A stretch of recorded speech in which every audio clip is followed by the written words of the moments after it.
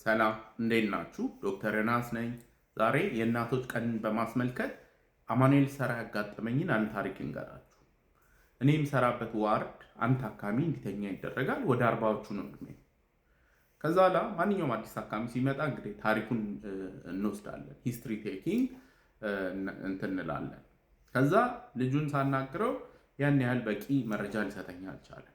ከዛ ኔክስት ስቴፕ እንግዲህ ቤተሰብ እንደዚህ ኮላተራል ሂስትሪ የምንለውን ታሪኩን ደግሞ ከቤተሰብ ከሚያውቁት ሰዎች መውሰድ ነው እና ልጁን ያመጡት እህትና ወንድሞቹ ናቸው። እና ጠየቅኳቸው፣ ምንድን ነው መቼ ጀመረው ስል ህመሙ ከጀመረው 20 ዓመት አልፎታል እና በቃ ጸባዩ ላይ ችግር አለ፣ አንዳንድ ጊዜ ኃይለኛ ይሆናል ምናምን አሉ።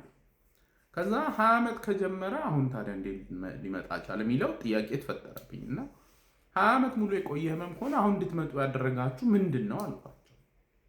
እስካሁን አሉ እስከ 6 ወር በፊት ድረስ እሱን ምግብ የምትሰጠው የግል ንጽህናውን ቴኬር የምታደርገው እናታችን ነበረች እና እናታችን ከ6 ወር በፊት አረፈች አሉ።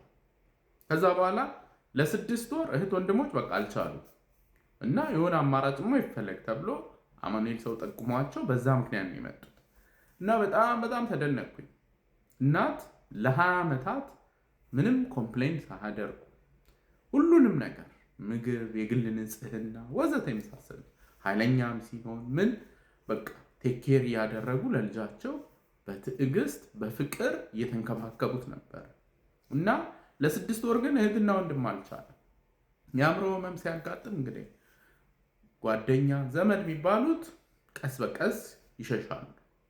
ቤተሰብ ላይ ነው ኃላፊነቱ የሚመጣው። ከቤተሰብ ደግሞ በተደጋጋሚ ያጋጠመኝ እናቶች ላይ ነው የሚወድቀው። እናቶች ደግሞ ልጃቸው ሱስ ውስጥም እየተቸገረ ይሁን የአእምሮ ህመም የሚኖረው ልጅ ነው በቃ የእናት አንጀታቸው አያስችላቸውም እና ደግሞ እንክብካቤ ሲያደርጉ ምናምን በቃ የሆነ ለየት ያለ ነገር እንዳደረጉም አይቆጥሩትም። በፍቅር በትዕግስት ከምንም በላይ ደግሞ ያስገርመኝ ሁልጊዜ በተስፋ ነው። ልጆች ላይ በህፃንነት የሚከሰቱ ህመም ያላቸው እናቶች አሉ እና ሁልጊዜ በተስፋ ነው። ሁልጊዜ የሆነ መንገድ ይፈልጋሉ። ሁልጊዜ የልጃቸው መሻሻልን በቃ ሁልጊዜ ሲጣጣሩ ነው የምታዩት እና ይሄ በጣም የሚያስደንቅ ነገር ነው። እስካሁን እኔ ልጄ የአእምሮ ህመም ወይም የተለያየ ችግር ስላለ በቃ ስራ ላቁምና ልጄን ልንከባከብ ያለ አባት አጋጥሞኝ አያውቅም። ሊኖሩ ይችላሉ፣ እኔ ግን አጋጥሞኝ አያውቅም። እናቶች ግን ስራቸውን እርግፍ አድርገው ይተዋሉ። አንዳንድ ጊዜ በሚያሳዝን ሁኔታ ራሳቸውንም ቴኬር ማድረግ ያቆማሉ።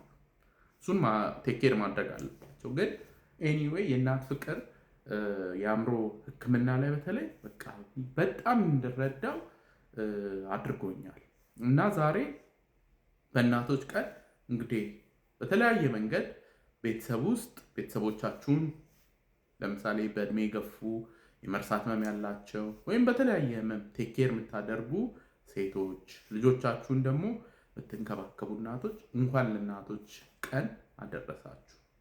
ሁልጊዜ እንደምለው ያለ አእምሮ ጤና የለም። ደህና ሁኑ።